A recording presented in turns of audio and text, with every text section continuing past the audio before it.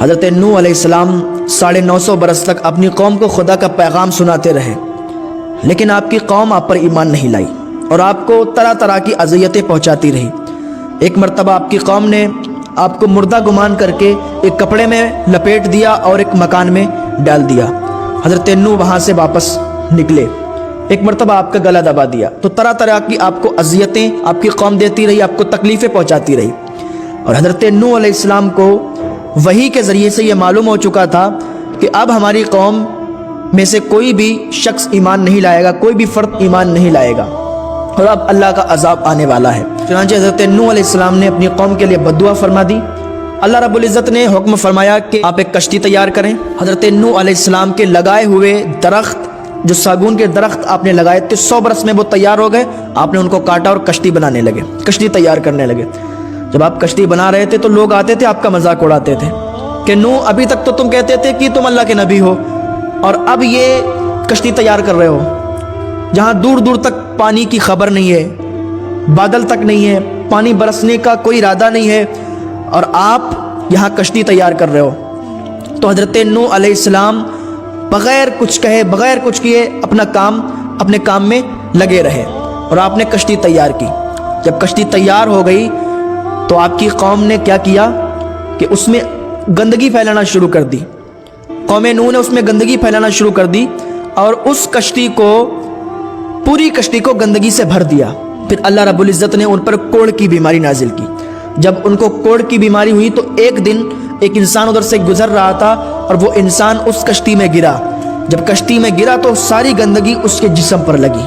جب ساری گندگی اس کے جسم پر لگی تو جہاں جہاں پر گندگی لگی تھی وہاں پر کوڑ کی بیماری ختم ہو گئی۔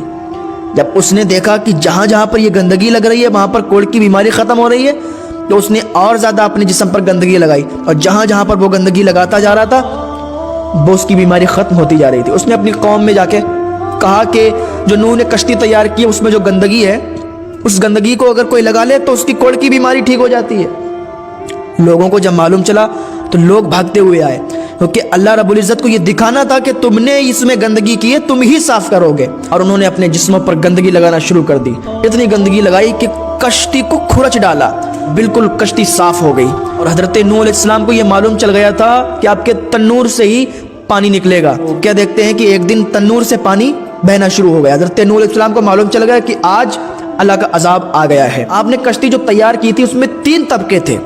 جو نچلا طبقہ تھا اس میں درندے پرندے ان سب کو آپ نے بٹھایا، جو اس سے اوپر تھا اس میں جانوروں کو آپ نے بٹھایا، اور جو سب سے اوپر تھا اس میں آپ خود اور جو بھی اہل ایمان تھے، جو بھی آپ پر ایمان لائے تھے، وہ اس پر بیٹھ گئے۔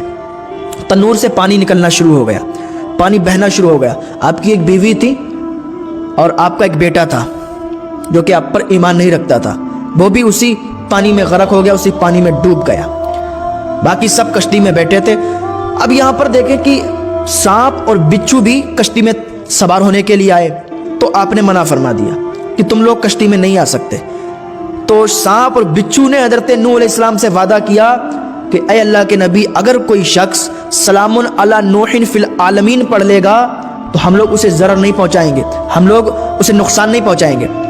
جب انہوں نے وعدہ کر لیا تو حضرت نوح علیہ السلام نے ان کو بھی کشتی میں داخل کر لیا۔ اب کشتی چلنے لگی، پانی اتنا زیادہ ہو گیا تھا کہ قوم نوح تباہ ہو گئی، برباد ہو گئی۔ کشتی چلتی رہی، جودی پہاڑ پر آ کے کشتی ٹھہر گئی، کشتی رک گئی جودی پہاڑ پہ۔ تب اس کشتی کے اندر صرف 80 لوگ تھے، 80 لوگ تھے، اور وہیں پر آپ نے شہر بسایا جس کا نام سمانین رکھا۔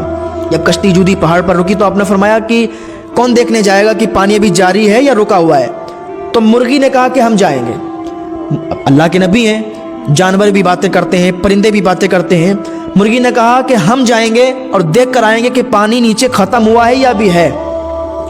تو اللہ کے نبی حضرت نوح علیہ السلام نے مرغی کے لیے دعا کی اور فرمایا کہ تجھ سے پوری دنیا فائدہ اٹھائے گی۔ تو آج کی ڈیٹ میں آپ دیکھ لیں پوری دنیا مرغی سے فائدہ اٹھاتی ہے، یعنی مرغی کو کھاتی ہے۔ پھر حضرت نوح علیہ السلام نے کوے کو حکم دیا کہ جاؤ اور نیچے دیکھو کہ پانی ختم ہو چکا ہے یا نہیں۔ کوا گیا، جانے کے بعد اس نے جب مردار دیکھا تو اس پر ٹوٹ پڑا اور واپس نہیں آیا۔ تو حضرت نوح علیہ السلام نے اس کے لیے بد دعا فرمائی کہ اس کی قوم ڈرپوک ہوگی اور اس کا کہیں پہ کوئی گھر نہیں ہوگا۔ تو آج کی ڈیٹ میں آپ دیکھ لیں کوے کا اپنا گھونسلہ نہیں ہوتا ہے، اور کوا اتنا ڈرپوک ہوتا ہے کہ اگر آپ اس کو ہاتھ اٹھا دیں تو وہ ڈر کے بھاگ جاتا ہے. حضرت نوح علیہ السلام کی بد دعا ہے کوے کے ساتھ. پھر آپ نے کبوتر کو حکم دیا کہ تم جاؤ اور دیکھو زمین پر کہ پانی ابھی رکا ہے یا نہیں رکا ہے. کبوتر گیا, جانے کے بعد وہ زیتون کی پتی توڑ کے لایا. تو حضرت نوح علیہ السلام نے کہا کہ تم زمین پر نہیں گئے, زمین پر جا کے دیکھو کہ پانی رکا ہے یا نہیں رکا ہے. تو کبوتر زمین پر اترا اور زمین پر اتر کے وہ مٹی اپنے پیروں میں لگائی تو وہ مٹی لال تھی تو اس کے پیر بھی لال ہو گئے. وہ واپس اڑتا ہوا حضرت نوح علیہ السلام کی بارگاہ میں آیا تو حضرت نوح علیہ السلام سمجھ گئے کہ پانی ختم ہو چکا ہے. پھر حضرت نوح علیہ السلام نے کبوتر کے لیے دعا کی اور اس کو ایک طبق دیا, یعنی اس کے گلے میں جو چھلا سا ہوتا ہے وہ حضرت نوح علیہ السلام کی دعا کا صدقہ ہے. اور حضرت نوح علیہ السلام نے کبوتر کے لیے دعا فرمائی کہ تیری پوری نسل اس کا گھر ہوگا, اس کا ٹھکانہ ہوگا اور تیری پوری نسل کے پیر لال ہوں گے, کیونکہ مٹی جب اس کے پیروں پہ لگی تھی تو اس کے پیر لال ہو گئے تھے. حضرت نوح علیہ السلام نے اس کے لیے دعا فرما دی اور اس کو کہ مہر دے دی